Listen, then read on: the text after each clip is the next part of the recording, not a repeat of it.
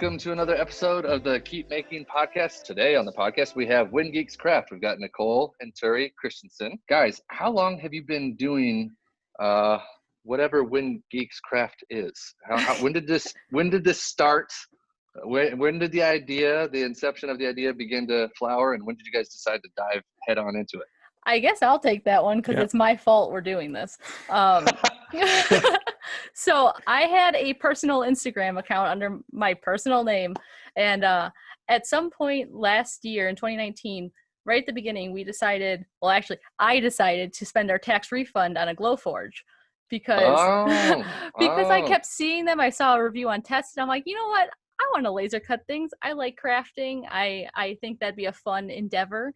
I don't know if it will do anything, but it'll at least be a fun hobby. Mm-hmm. And then my first project that we at least put out there on Instagram was the shadow box from Breath of the Wild, which was to me a really simple project, but to everyone on the internet, it kind of blew up a little bit. I'm like, oh, people like what we're doing. Mm-hmm. Maybe I shouldn't have this on my personal Instagram and we should actually give it a name. Mm-hmm. And as I was thinking more about like how people monetize on crafting, I'm like, well, let's at least make an Etsy page. And then I found that I had an Etsy page from like 7 years ago called Geeks Craft. I'm like, well, perfect. Really? Yeah, I already had the name. I had the Etsy account from 2012, I believe. No I made way. it when we were in college. Yeah. And it's been sitting dormant for this whole time. You're doing I used to sell little paper crafts, little Pokemon paper crafts. Did you guys knew each other then too? We started that. We were even living together at that point. Yeah. Oh, awesome. But yeah, it was while we were in college. I made it so I could sell like little Pokemon paper crafts, and then it just kind of laid there. And when I was trying to think of, well, what are we going to call this? It's not going to just be Nicole Christensen 92 like it was on Instagram. Why? That's a great name. What are you talking about? It's a great company name. Yeah. So I changed it to Geeks Craft, and it just kind of went from there. Very cool. So, and you guys are on Twitch. You guys are on YouTube. You guys are on Instagram. You guys are on YouTube. You're probably on other platforms. Are you on TikTok? No. We haven't done TikTok yet. Okay. And I don't think we will. Well, yeah, we're primarily I'm too old for that. Probably.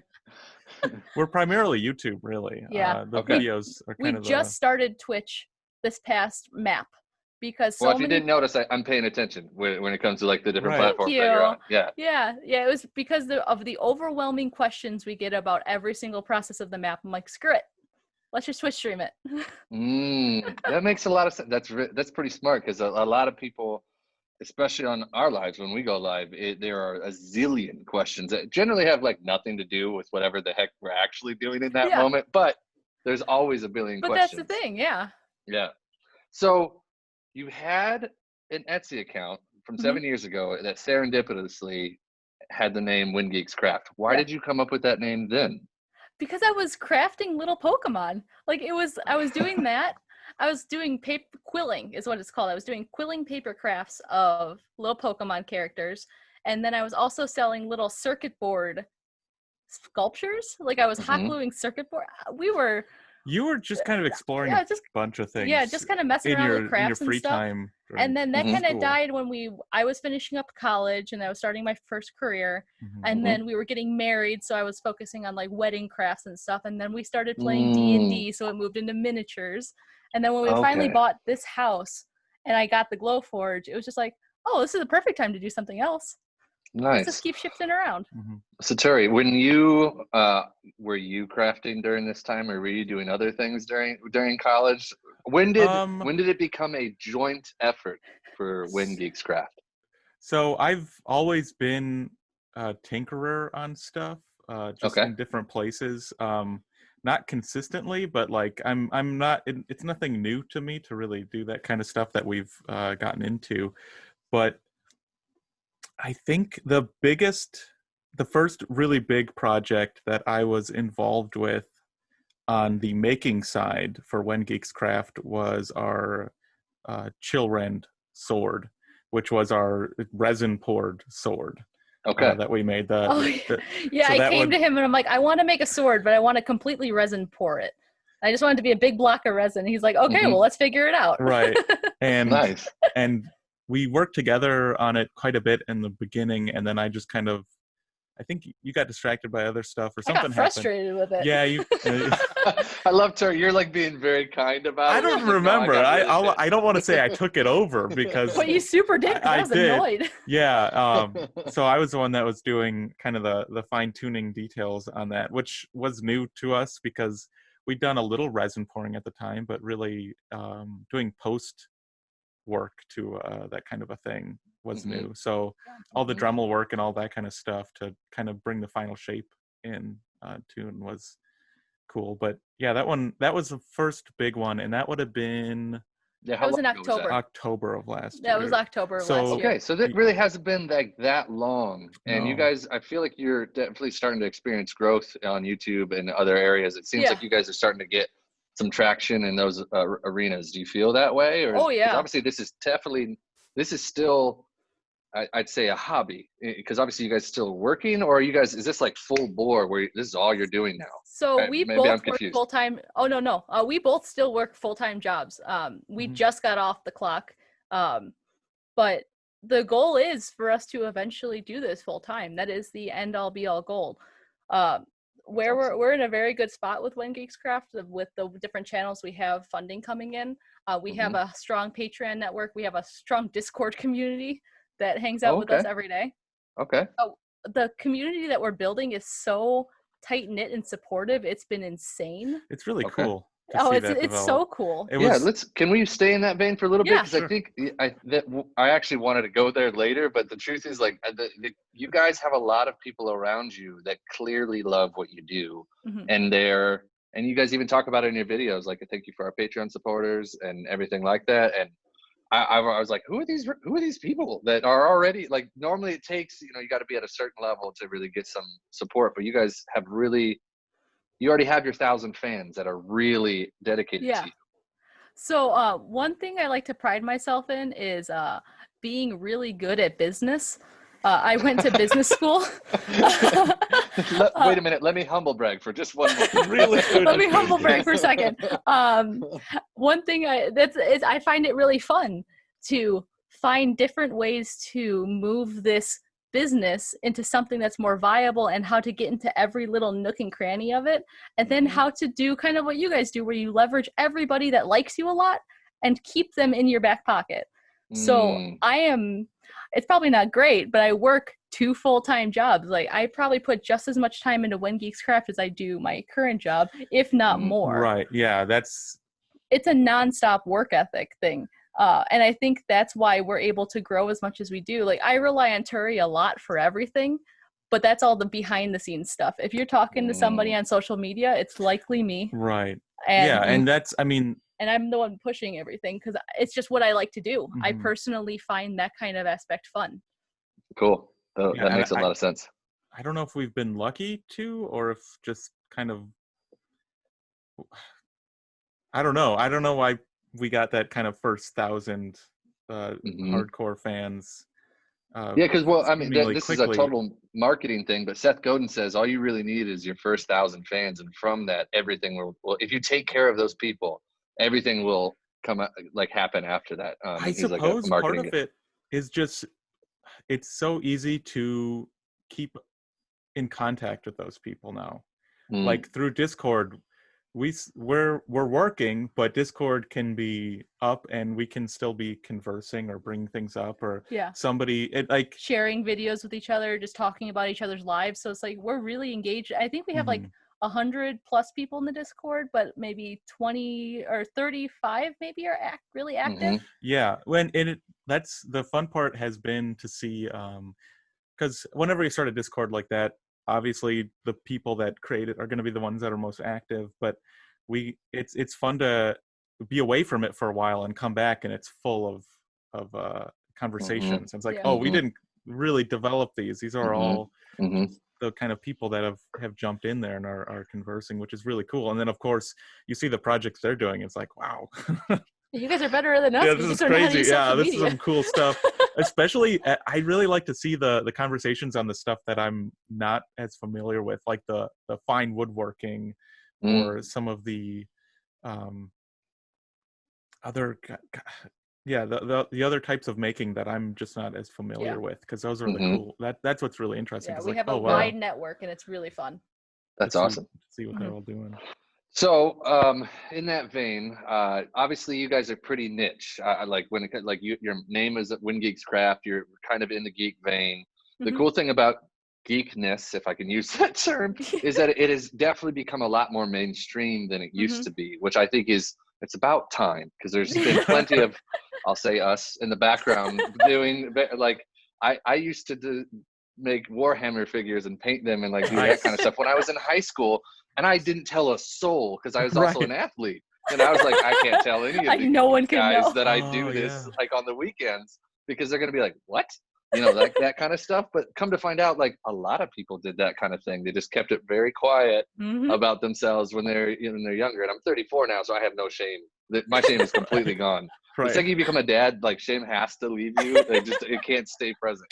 But anyways, I love that side, and like I had that in my childhood, and I brought it back as an adult. But it's really cool to see people like owning that in the right context. So I guess, how do you feel about that now? Because obviously you're building a community around that too. I am actually super happy with our branding and our name, because of the fact that we didn't pigeonhole we pigeonholed ourselves into geekdom, but geekdom spread so far. Yeah, there's we didn't a lot pigeonhole of ourselves in like there. When Geeks woodwork or When Geeks papercraft. We are crafting generic. That means that 1 week Thure can make a computer case and I can make it a business expense, and then I can make cat boxes or a new map. Like anything, really anything is possible. Like that's what I really, really like about our branding and what name we ended up going with. That makes a ton of sense. I like that a lot.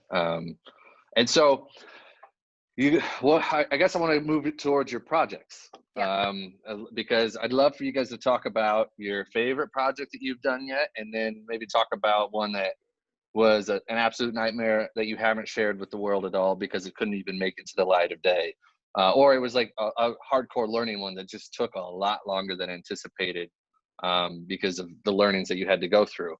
I mean, like for instance, I know that you talked about not necessarily being a woodworker, and I've watched recently with your guys' story how much woodworking you had to learn to do the cat box that's sitting behind you. So that kind of stuff. So super curious about what favorite project, least favorite project. Well, I'll go first real quick because I have mine. Favorite project's 100% the Zelda map that we just finished, because it's the most beautiful thing that's hanging in my house. It's huge and I love it. It was also a huge disaster when I didn't level the table and the frame started sinking and resin started filling up the map like a tsunami, but it fixed itself. So it's fine. Through a little bit of panic, it fixed itself and it looks beautiful. My least favorite, but still probably my second favorite project has to be the Zelda sword that we did, the Thunderblade. Oh, okay. Because you guys are gonna have to send us photos all these so I can make sure they pop up on the screen for these projects. Yeah, definitely will. The Thunderblade was a smooth on 325 plastic, like one of those quick set plastics that we like embedded lights in, and then had to 3D print the handle and put all the electronics in, and it just took us so long because we had no idea how to do what we did. And is this when we first started talking? Right when we started talking. Yeah. Yeah. Okay. Sorry. Literally right when we started talking, and it took 3 months, I think, for us to finish. That one took quite a while. It's beautiful and hangs on my wall, and it's I need to charge the batteries up. Yeah, we need to charge the batteries, but it's super cool. But it was just so hard. I don't think we've had a project though that hasn't seen the light of day. I thought I know one of them that you got really mad at and hasn't continued. What? The Minecraft cube. Oh, actually, yeah. That's the one. Oh, and that's a resin. Let's talk about the Minecraft too. cube, because I love it. She's so mad about it. She's blocked it from. Yeah, she doesn't remember it. This is an old one. It was I went into Minecraft and made a little block, like a 6x6 block. That had Steve going deep into the caverns and then going up into the trees and stuff. And I was going to resin cast it and have it be a big paperweight. But I had no idea how resin worked, and I didn't anticipate the heating, how much it heated. And then I also didn't anticipate how much paint would not stick to 3D printing materials. So like it was all before I knew how anything worked. Right, and we didn't just was have a the pressure pot or anything like that. No pressure pot. Tried using UV resin in really thick amounts because I didn't know how UV resin worked Right. yet. So it was just kind of a disaster. Now I don't think we'd have. Oh, I bet I could do it in like a day now, and it'd be beautiful. Maybe you should revitalize that one with all the learnings that you've had with the sword and the boxes and everything else. We probably have the file. I could print it out again. Oh yeah. So, yeah. But what's your How about favorite for you, project? Tori? How about you? I think, kind of to answer both questions with one answer is the PC case. Because Terry was off the grid for 3 months doing that on his own. Yeah. What are PC case? I'm not sure I know what that is. I'm now feeling very out of the loop. His computer case. Oh, you saw that's that. right. No, yeah, that's right. Okay, yeah. The only project we've done that has no resin in it. I know. I gotta make another one. Oh no. Resin cast in the PC case. But that one took a long time, mainly in me learning 3D modeling with Fusion 360 and designing it at the same time. Luckily, our construction process, which was all going to be laser cut pieces, makes modeling easier because you're pretty much just designing 2D planes and then extruding them to the thickness of what your laser material is. Man. So it wasn't extraordinarily difficult because I didn't have to do a lot of angles, but it was still. You wanted to rage quit in that project so many times. You're like, I'm just not gonna have a computer. I'm gonna buy a case. There was a couple times, but like, and then putting it together was pretty scary. It's definitely been the closest for me thinking like, oh, this is gonna be like a huge disaster, and then it actually working because it was all new stuff for me. It was 3D modeling and then hoping and praying that it looks and works on the computer. Now let's hope that actually happens in the real world. There's quite a divide there, and things can get pretty hairy, and luckily it all turned out. But yeah, that was pretty awesome. Close. Yeah. No, that makes a lot of sense. The hyper learning, but also like probably feeling like constantly that you're failing at every turn as you're like trying to design something while learning the software. That's hard. I'm not even sure if I'm succeeding or failing yet. Well, that's why I don't know enough. Is like, is this wrong? That's why I feel like we really balance each other out, because if either of us were doing this on our own, I think there would be so many rage quit moments where we would have both just individually stopped. That makes a lot of sense. But because we have each other saying, and like, this actually looks really cool. Please keep doing what you're doing. Yeah. And that kind of group momentum where we're like, I wouldn't be able to do this if you weren't around, even though you haven't really helped until the last year. Oh, please keep it as sentimental as possible. I love this stuff. I couldn't do this without you. As you're like looking at each other, I'm sitting over here like, oh yes.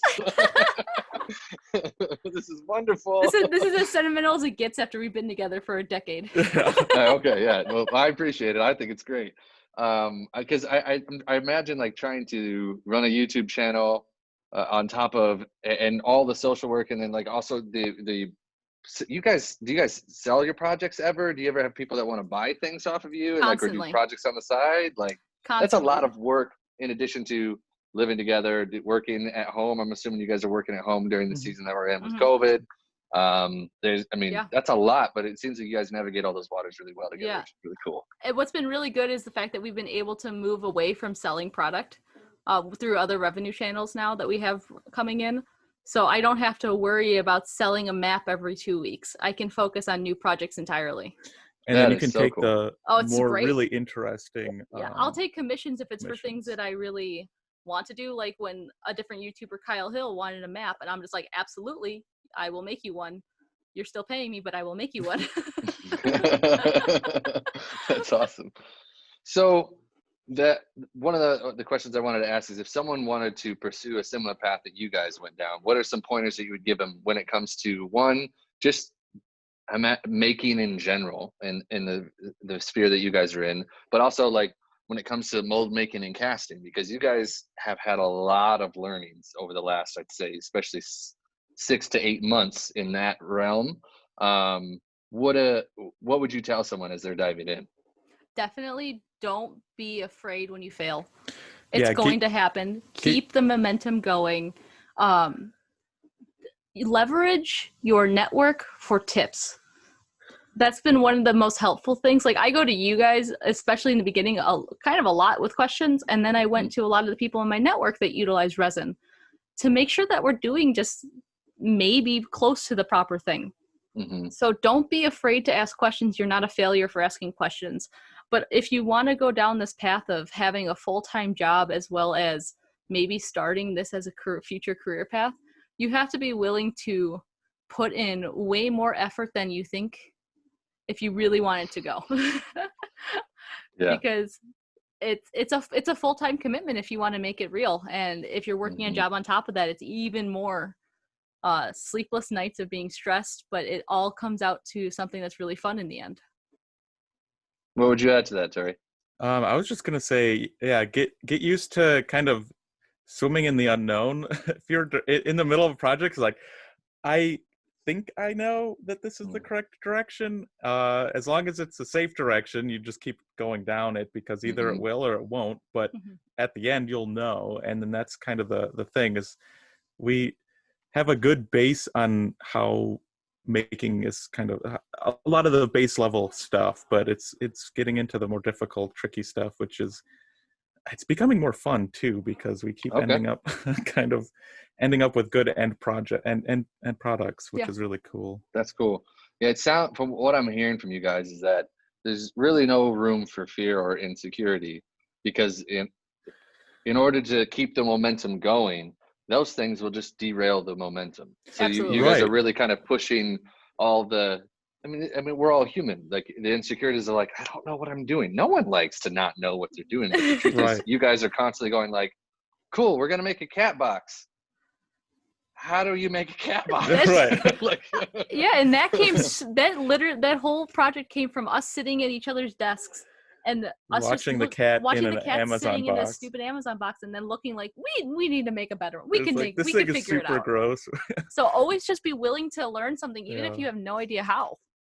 And for us, I think it's easier to kind of accept that way of thinking, because we do everything as a video, where now you bring in, it's a project, but it's a story also. So failing out on part of it is part of the story, and also it's a learning experience for anyone else watching. And so it's I think it allows failure to not feel as bad, because it's still useful, and we can like directly place that somewhere. You're to use some Brene Brown language, your vulnerability is allowing other people to experience that too, so that they can actually have learnings off of your supposed failure, which is actually just another learning. You can't, like, that's the weird part about most of life. Like, you have to go through that, like, punch in the face to be like, oh, okay, yeah, not that direction. I'm gonna go over here. Yeah. Exactly. Yeah, that makes a lot of sense. So,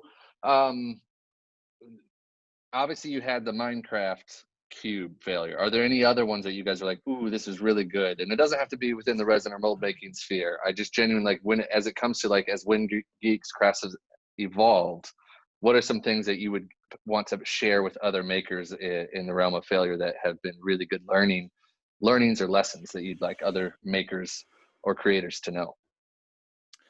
I think it's fighting the small failures with the small successes, because like we'll have, like on Chillren, Nicole was getting really annoyed by it because we were having troubles with the resin was bubbling. Well, we used the wrong resin in the first place. It was a tabletop, so the whole thing flexed. And it was kind of like, okay, that's weird, but it's going to be a wall hanger, so we don't care. So it's like, okay, that's kind of acceptable now. And then it's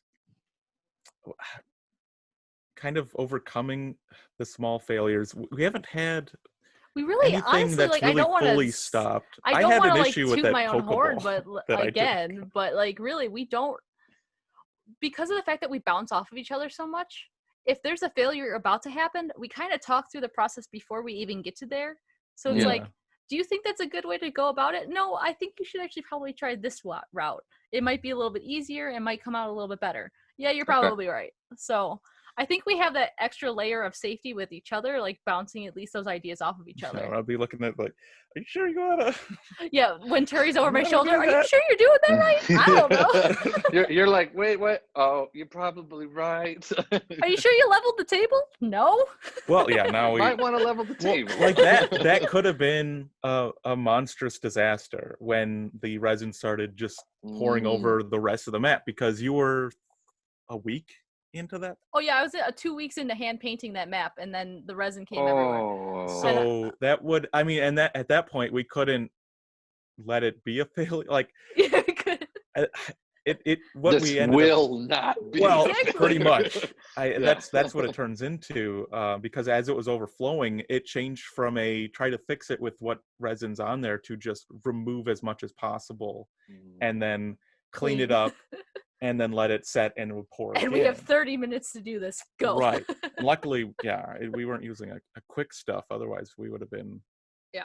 Ooh, And that's the great thing about Amazing Clearcast is that it's very easy to clean up if you make a giant mistake. Hey, product plug. Click the link in the bio. Yeah.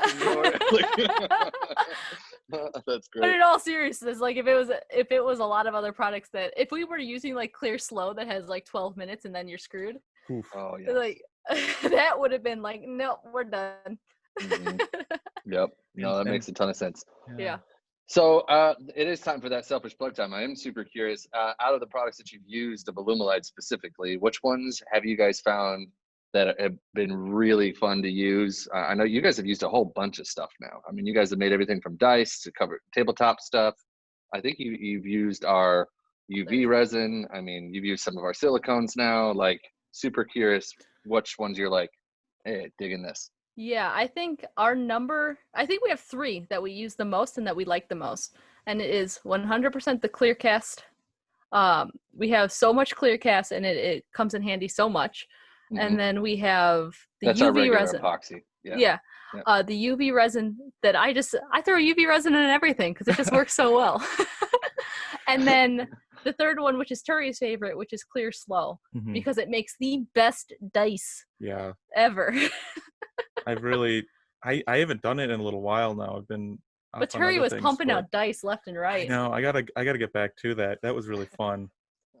Because your face, as you said, it was like a little unlike, you're like, I haven't made dice, and I was haven't made dice like, in a long I know time. Turi is definitely gonna go make some dice, like probably tonight. Like it was like something's missing. Yeah, like I gotta make some dice. Well, making dice is fun because you set it up and you kind of mix it all, and you're like, I wonder how it's gonna come out, and you put it in the pressure pot, and it's like Christmas the next morning. You open everything up, it's like, oh, check these out. It's so cool. Yeah. The funny thing about this entire world of making in general is that, especially for me and my team here, there's so many things that we just didn't know people were doing, and dice is one of the more recent ones that we're just like, oh no, duh, people were making dice with our stuff, but we just didn't know. And it's like it's only been in like the last, I think, 4 months that we're like, oh yeah, dice is a really cool thing, and you guys make dice, and there's other makers out there that are doing it in spades, but we're like impressed every day, and because now there's a rabbit hole. We're like, oh, let's find all the dice makers out there. Yeah. And then we start finding, we're like, holy cow, what people make with this stuff is amazing. Watching you guys find the discoveries of your little niche markets in your Instagram stories is my favorite. So like when you guys discovered keycaps, funny. Dude, we're still losing our minds. We are still losing our minds. The keycaps was so hilarious. I didn't even know that was a real thing. I truly didn't know. And then when you guys started sharing, I'm like, oh my God, there's a lot of keycap makers. Yep. Yeah, that is definitely still one that is like, we're very pumped about. We just released a video, I think, yesterday about it. I just watched it today. It's so fun. I'm just like, people are making like these tiny, ridiculous things. And I'm like, okay. It's like back hurts 2 ounces. Watching them. Dude, yes. Everyone's hunched over. Like just big, yeah. But no, it's pretty cool. So, we're obviously featuring you guys next on our Maker Monday, and we want to share some of your favorite projects. So maybe give me like 4 or 5 of the ones that you would love the world to know about, so we can make sure and share those on our socials and just in general. Yeah, absolutely. I'll definitely get those over to you, unless you want me to tell you about them now. Let's tell me a little bit about them now too, so that the audience can know, and then they can go look at the Instagram or whatever else. I think almost all of our maps are on that list. Every resin map that we do is probably on that list. Yeah, your which we surprisingly don't have that many. I was just looking back at how many resin maps we've done, and I feel like it's 1 million, but it's really not. But that, and I don't actually. That's really what I want to feature the most. Yeah. Unless you want to feature anything else. What about that cat box behind you? Because I personally think that's pretty cool. I forget that we did the cat box. Yeah.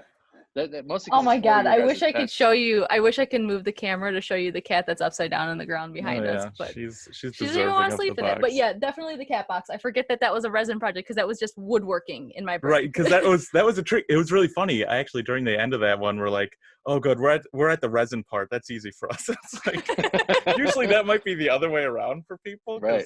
Resin is 100% the cat boxes as well because they're just so funny. They're so funny. Oh yeah, it was completely random when I saw it, and I was like, I gotta watch this whole thing. And then when I watched it, I was like, oh my gosh, this is perfect. Yeah. It was like one of those weird unlock moments. Of course you could make this. And then I like what you guys did. It's stupid, and I love it. Yeah. The postal information, like kind of making that a little askew. And then you guys did like fake tape with Geeks Craft. Like that was a brilliant idea. And then it had the cat face too. I was like, man. Yeah. See, I obviously watched it. Well, that's yeah. I mean, clearly. So thank you for watching it. That is actually probably one of my more recent favorite projects. But it's just like there's so many things swimming in my head. You get it because you run a social media account of like future projects that you forget just the one you just finished. Mm-hmm, mm-hmm. It's always thinking about, well, what's next? It's great that I did that, but what's next? Yeah. So, in the interest of time, and I obviously been pestering you guys with a zillion questions. Is there any questions that you have for me as Caden Vance, the human being, or for Alumilite in general? Anything you're curious about when it comes to the company, or ways that we could potentially support you in the future? Yeah. Well, first off, you guys support us way more than we ever expected anyone to support us. So we appreciate you all very much. Oh, well, thank you. I think my biggest question for you guys is honestly the fact that like everything from Alumilite seems so like your social team, everything seems so fun all the time. What's something that's not fun about the people you work with? Oh god. Get him in trouble. What's something that is not fun about the people that I work with? Oh my goodness. I'm in the leadership role. You're really setting me up here. All right. Okay, let's see. I believe in you. I can think of something. So it is an absolute riot working with everybody that is part of my team. Got and the cool thing is we support the entire Polytech family of brands, which is really cool. But when it comes to, oh gosh, I'm trying to think of the dynamics. I think there's always a moment when I am probably asking for the moon. And I don't realize that I'm asking for the moon. And my team has to sometimes not so subtly remind me that I'm asking for the moon.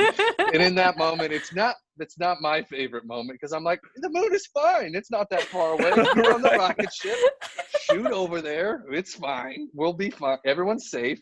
And they're like strapped into like a prop plane that's like, we can't go into space, and you're asking us to go into space.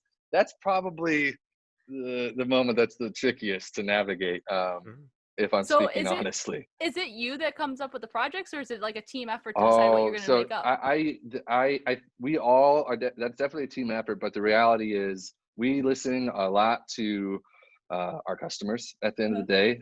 There's a lot of things that come up from just like problem solving solutions that we're like, oh, we want to do a project around this, or we want to learn about something. And so that's the arena where, quite frankly, Jordan, I'm blown away with every single day. He's our maker and educator here, and he will learn something over the weekend that he has never done before, and by Monday be able to do that thing that people are generally spending like a lifetime learning, or like they're hobbyists in a very niche area. And he's like, cool. I mean, custom keycaps is a really great example of that. He had never done that before. And then we made a video about it, and it got like 270,000 views on YouTube. And we're like, what is happening? It's like, great. The one project that I've literally like, this is the first time I've done it. That's the one that gets all the attention. So that's the irony of those things.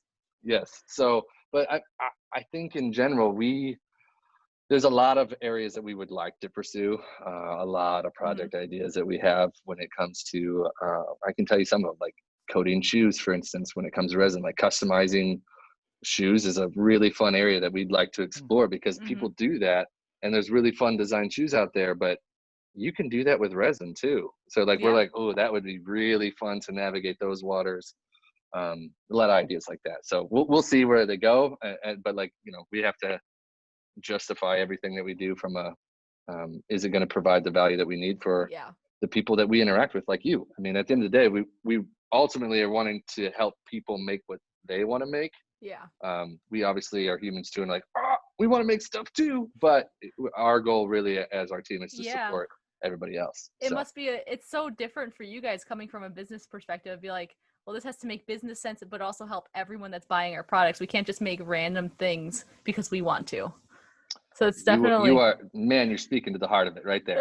Very true. But like, it's a fun problem, because when we do get a chance to explore, we're like, oh, this is why people get lost in this, the mold making and casting space, because whatever you come up with in your head, you can make.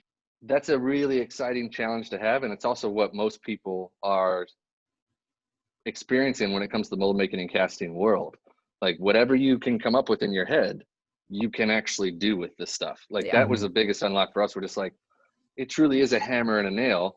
I'm like, oh, do I want to make an X-wing sphere that's like got burl in it and everything like that, like Scott Wishart and all those guys, and like Derry Woodwork does like all these beautiful things like this, like, or do you want to like cast your own hand, that like my literal hand, like it's my wedding ring and everything like that?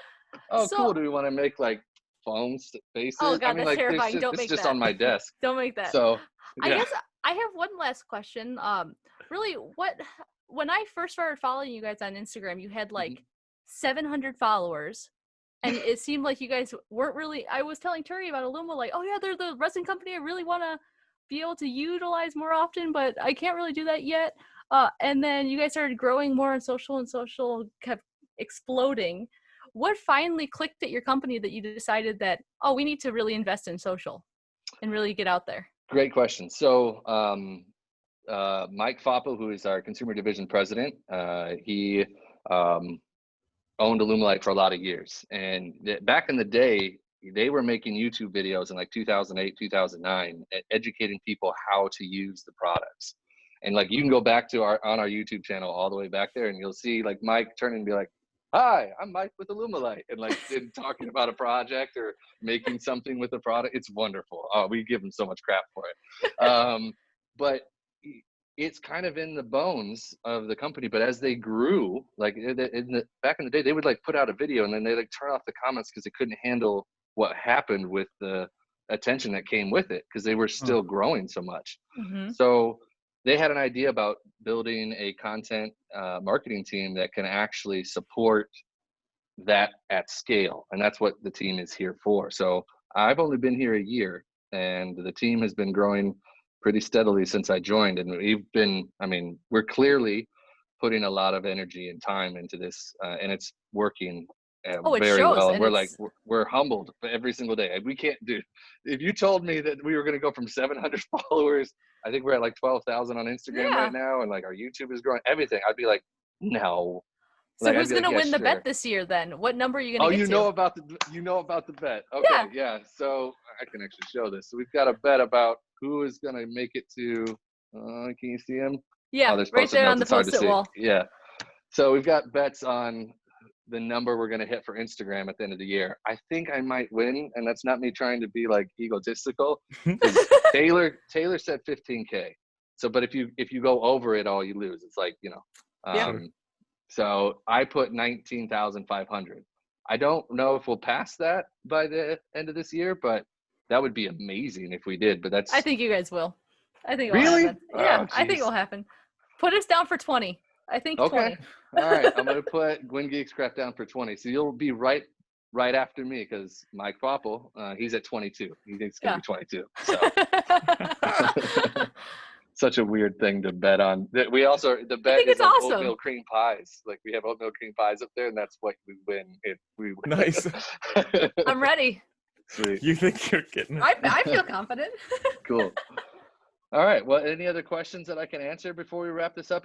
Tell people where they can find you guys on social media, on YouTube, and all those other things. We are on every social media except for TikTok because I'm not 15. At When Geeks Craft. We have that username everywhere. That's awesome. So cool. Find us with that. Sweet. We will. And guys, I really appreciate you taking time to do this. It's been a lot of fun. It's also really good to know you guys more on a human level. I think you guys are really kind and really generous, and it's very clear that you guys love sharing your process with everyone, and we love people like that. So yeah. Well, we love companies like you guys that actually have people with faces that we actually know. So people that real human beings. Human beings. And I know when I message, I get you, Taylor, or Jordan, or the new girl that I don't remember her name yet. Sydney. Yep. Cool. All right. Well, thank you so much. And I'm sure I'll talk to you guys very soon. Okay. Well, thanks so much for having us. It's been fun.